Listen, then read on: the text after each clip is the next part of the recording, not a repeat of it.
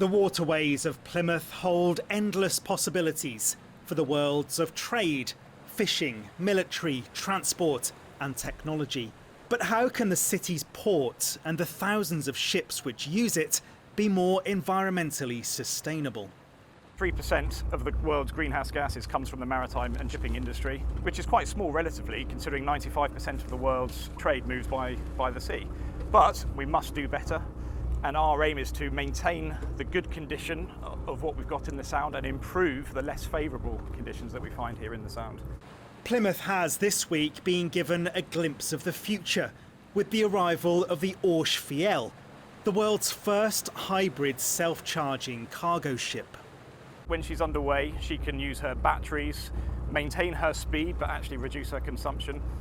And when in port, if the facilities were there, she would be able to plug in and operate her self-discharging crane on board on her own power. Sea freight is already the most sustainable way of moving goods around. But as Plymouth strives to become carbon neutral, a huge amount of time and energy is being invested in finding greener solutions in all corners of the city.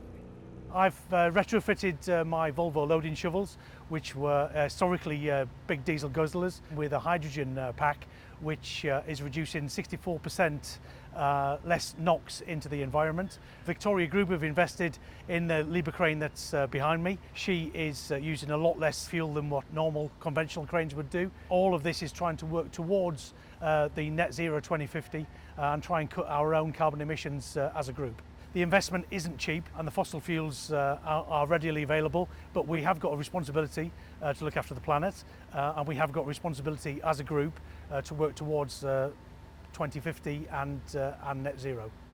The green revolution is clearly not going to happen overnight, and it will come at a considerable price.